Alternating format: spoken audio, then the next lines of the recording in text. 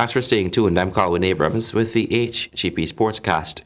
Hgptv GCC dispatched Saints in the women's division, and Old Fort slid past Saints in the men's division to register wins on the opening night of the Diamond Mineral Water Indoor Hockey Festival. Stanford Howard has the details. The first men game was a great matchup between Saints and Old Forts.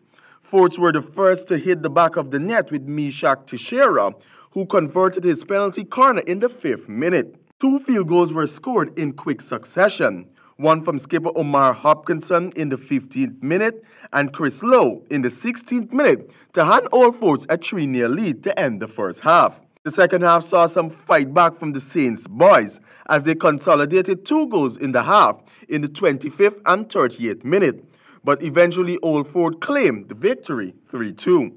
In the second match in the men's division, Pepsi Hikers had the crowd at the edge of their seats as the game went to a 5-4 win for Pepsi over Bounty GCC. In the over 35 division, GCC Vintage take their counterparts Old Forts into submission with a 5-2 win. In the women's draw, Hgptv GCC dominated Saints, even though the Saint ladies made many attempts at goal and were shot down by the strong keeping by the Hgptv keeper. Then again, Hgptv GCC ladies had no worries finding the back of the net as they registered 6 goals, with Marzano Fitag scoring the first hat-trick of the tournament. In the final women's match, Woodpeckers copped 1 goal as Old Forts swept them under the rug with 3 goals. Reporting for the HGP Sportscast, I am Stanford Howard. The Guyana Football Federation hosted the launch of the GFF ExxonMobil International Futsal Festival 2018 Thursday at its secretariat. Here's more in this report. The tournament will run off over the period of December 27 to 30 in partnership with Stag Beer of Anse McCall, the official beverage sponsor, and coordinated by the Kashif and Shanghai organization. Participating in the tournament, we have 8 teams, 4 regional member association teams, 1 each out of Upper Demerara, 1 from West Demerara, 1 from Georgetown, and 1 from East Coast. Those are selections from those areas. Also, we'll have a Guyana selection and 3 overseas selection. The ZV All-Stars out of Suriname, Caledonia and I out of Trinidad and Tobago, and we have a São Paulo selection out of Brazil. Those 8 teams will be divided into 2 groups. Ian Alves, Director of Competition within the GFF. The tournament will see round-robin play on the first 2 nights, with semi-finals on the 3rd night and finals on December 30. Prizes that are up for the tournament. First prize is a total of $1.2 million plus a trophy and medals. Second prize, $600,000 plus a trophy and medals. Third prize, $300,000 plus a trophy and medals. And the 4th prize, $100,000 and a trophy.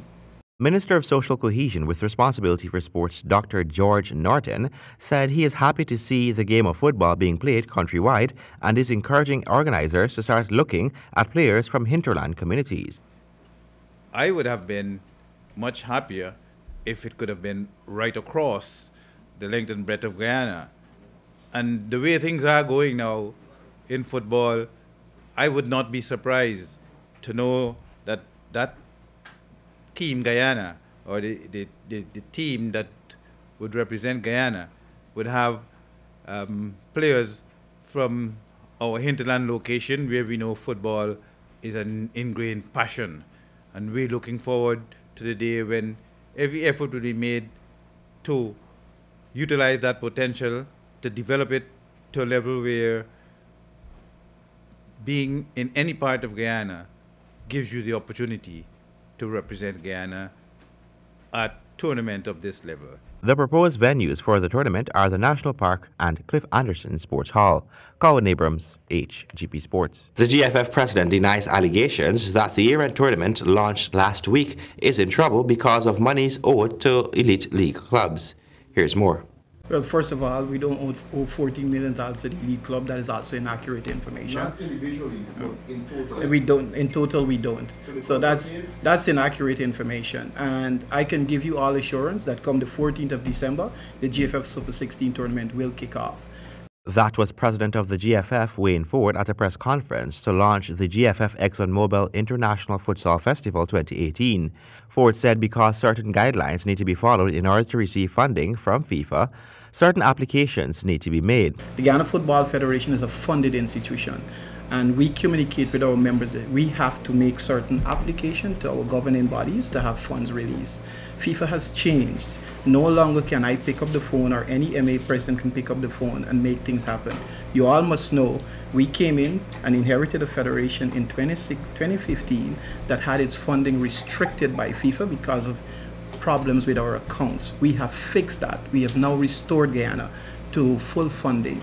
The GFF president says that all matters between the Federation and Elite League clubs will be cleared up before the opening of the year-end tournament. So it's a matter of timing, and we are confident that before the 14th we will resolve those matters with our clubs, and come the 14th of December, Ghana will have a brilliant year-end tournament being kicked off. On October 5, an article was published by a popular local newspaper claiming that the Federation had owed in excess of $14 million to last season's top 4 Elite League clubs. Colwyn Abrams, HGP Sports. And finally, the West Indies women are set to tour England in June of next year for 3 ODIs and 3 T20 internationals at several major venues. Stanford has the details. West Indies will look to build on their exploits during the recent ICC Women's T20 World Cup when they tour England next year for a 6-match limited over series. The England and Wales Cricket Board announced the itinerary for the much-anticipated tour, which will run from June 6th to 25th.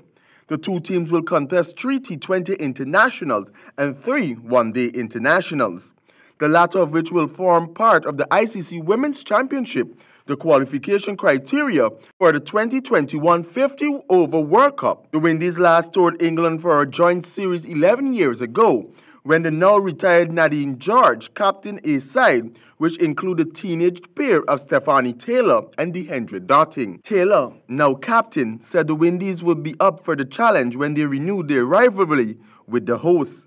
West Indies beat England in the final group stage match in the recent T20 World Cup before losing their semi-final to Australia in Antigua. To bow out of the tournament, England are the reigning 50-over World Cup champions following their triumph at home last summer. Reporting for the HGP Sportscast, I am Stanford Howard. Thank you, Stanford. And that is the end of our Sportscast for today. Remember, if your dream is big enough, the facts don't matter. Goodbye.